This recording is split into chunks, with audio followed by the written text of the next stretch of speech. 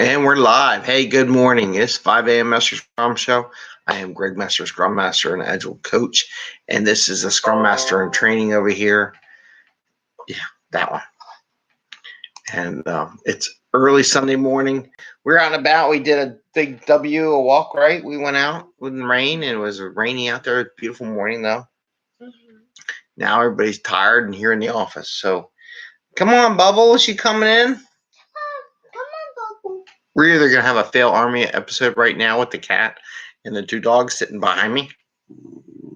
Can you hear it? That one? That's Jerry.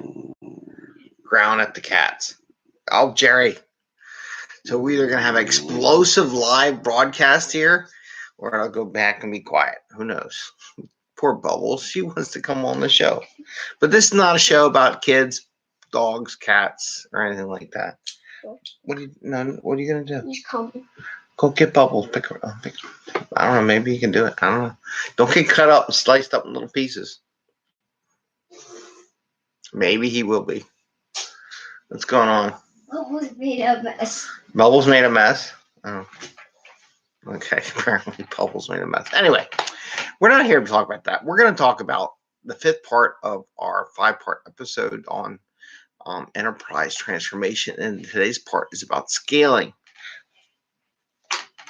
This is what we're going to talk about today. So it's crazy morning. But we're the 5 a.m. Mester Scrum Show, and I'm Greg Mester, Scrum Master and Agile Coach, and we do talk about Agile and Scrum in a practical and tactical way.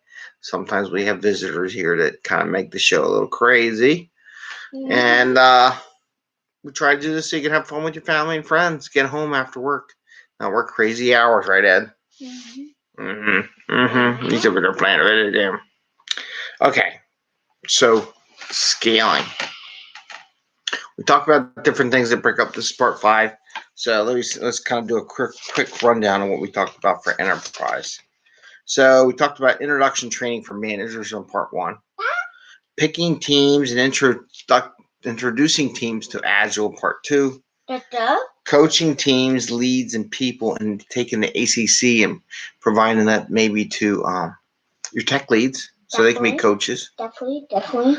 And then part 4 was metrics and roll-ups and the mechanics of your Agile framework. Cool. That's cool. Are you doing commentary in the background? Mm-hmm. Okay. In the last part, we're going to talk about scaling. So you did all that stuff. Now, how do you scale it, right? Why didn't you scale your thing? And my scaling comes because we gotta take what we do with the Agile teams and make them to all the Agile teams. Make them all Agile. But there's 2 parts of scaling. There's one part of scaling where everybody says, we're just going to make everybody work in Scrum, and we're going to go across the whole organization, and we're going to have everybody do the same thing. That is not scaling. That is just teaching everybody in the group how to do an Agile or Scrum or Kanban or Safe or whatever you have, or less, or whatever technique you're using across the organization.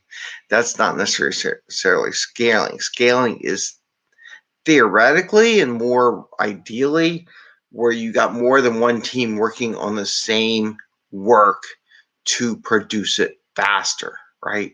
Just saying everybody across the whole empire is now going to, yeah, it's our empire. Yeah, it's like Empire Strikes Back.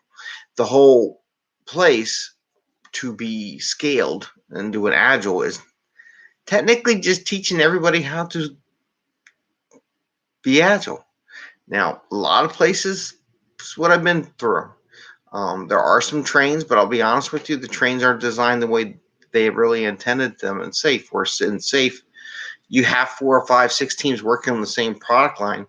They're all interconnecting with each other to produce the product faster. A lot of places just do it where they make all the teams in there, and they say, "Oh, you're a train because you're similar, whatever." But none of the teams ever work together at all on any product, so it's really not a train. It's not, and it's not really scaling. It's just taking your process and applying it to a lot of places. In that case, what I look at as an Agile coach is how many people can I train? I do counts. I look at the percentages. How many hours a week do I spend working with individuals, how many hours per week do I look at training teams, and how many hours per week do I spend at the enterprise level, what I would call a full stack coach. I got called that one time in one of the interviews by another coach. He said, "You're like a full stack coach." I'm like, "Yeah, that's pretty much what we do." So the idea is that as this coach, and hopefully you have coaches to work with because it makes your life easier. If you don't, you got a lot of work to do. And you got to figure out how many teams you can coach at a time.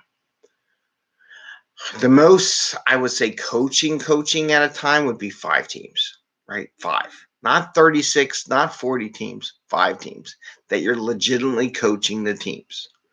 And why do I say that? Because it's a lot of work. It's hard to keep tabs on it and figure out and make sure they're progressing to the next phase. Now, do you coach all 5 teams starting at the same time on the same day? No. You may start 2 teams one week, another 2 teams another week, and then the last one on the third week. You may shift it by a sprint or something if they're doing 2-week sprints. But to do all 5 at the same time and get them all kicked off at the same time is crazy. You can't do it. It's a bad planning. It reminds me of an old engineer or a young engineer back in the day that came to me and said, "We need to hire 50 people." I'm like, "What do you mean we only have 10? We might 5x our company with 50 people because you said, well, we need 50. I'm like, I look at the schedule. I go, dude, I move one little thing over a day so it collapses in this level schedule. Oh, we're good now. We got 10. Thank you. Right? It's for those people that don't understand this process. And then they complain how much money it costs because you tried to do everybody at once. Right? But you can take the same Agile coach and do 5 for, a month or 2, and then do another 5 the next month or 2, and then do another 5 the next month or 2. So within 6 months, you can do like 15 teams. Okay. So it's not bad. Get one coach, train up 15 teams, learn as they go, get some good, and here's where the scaling comes from. And this is one of the things that both Safe does, a lot of introduce. Do it right in a couple of places first. And why do you do that? Now you can use people who have done it well, hopefully not, because there's a lot of people that learn how to do Agile incorrectly, and then they try to tell everybody this is Agile, and it's like, no, it's not quite Agile. It's what you think it's Agile, but it's not really not. And then they go and help you train or inspire other groups in the organization to become Agile, right? Because now they've done it, and there's a physical example of someone actually doing it. So that's a good thing to have. So the scaling again is like, how do you go across? So maybe you can do 5 teams at a time. Not every week you start them off. Don't kick them off at the same time. Work your way through it. And then from a scaling perspective, from an individual, team, and enterprise, you take what you learn from the team. Maybe you find some stuff with individuals need some help, train the leaders, and then take that information, bring the enterprise level where you're building up maybe some decks for some of the organizations to kind of operate the same across certain things. Like, do we all use points? Okay, we all use points. Do we all grade points the same way? No. Do we all use points? Yes. Do we grade them the same way? No. Do we all use them? Yes. So that's the kind of thing you come up with. Do we all do Scrum? Do we do daily sprints? Do we do time boxes? One of the things I would recommend if you are going to scale and you want to have metrics that roll up, because we talked about metrics the other day, is use time boxes. You don't have to call them all sprints. Not everybody has to do Scrum. Kanban can use a sprint without Scrum. Just telling you.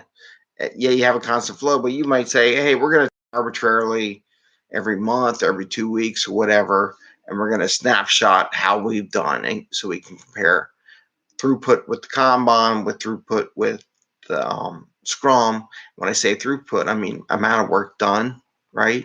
Value to the customer, time it takes to get things done. Now, what you use Kanban for and Scrum are 2 different things, right? Complex versus non-complex. You can use Kanban. Do you want team input to come up with solution or individuals? Those are the kind of things you got to think about. So that's what I have for the enterprise level scaling, and that's our 5th part. There's lots of other stuff out there on how to do it and what to do, but that gives you that last little piece on how do you scale. So when you scale it, remember, there's scaling so more than one team can be on the same code base. That's real scaling. And there's going over across the enterprise and make everybody work in Agile. 2 different things, though people call them the same thing. It's why SAFe has architects and all that kind of stuff to go across the different trains. So then you're going to have how many teams can you coach at the same time? Max 5. And then you got to roll off and go help other things. One of the things you do once you roll off, you might do surveys every once in a while, come back a couple months later just to see how they're doing. They still maintaining the integrity of the framework that you're teaching. It's a good thing to do. So you're doing 5, not all at the same time. Remember, just maybe 1 or 2 first week, and then another week, another 2, and then the 5th one, right? Or however you want to mix it up. Maybe it's one sprint. Start one sprint, and then start. Get them going for 2 weeks for a whole sprint, and then start the next 2 for another 2 weeks. And by the time you get most of them working, it just takes. You can get a couple months. You can get a couple teams in.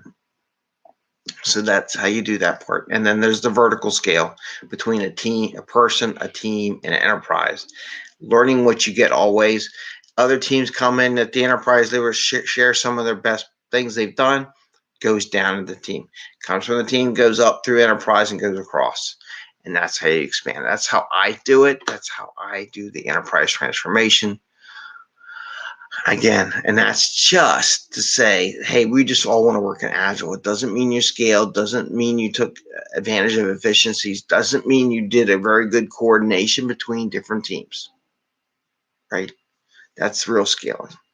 This is enterprise transformation for scaling, where you take 4 teams working together on the same products, 2 different things. With that, all right, Eddie left the room.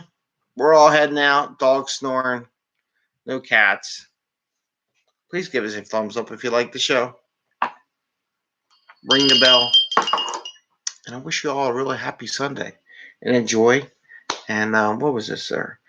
592nd episode. And enjoy, even on a rainy day. It could be nice. Do something different. Dogs are tired because they all got up really early this morning at 5 a.m. this morning. Right, guys?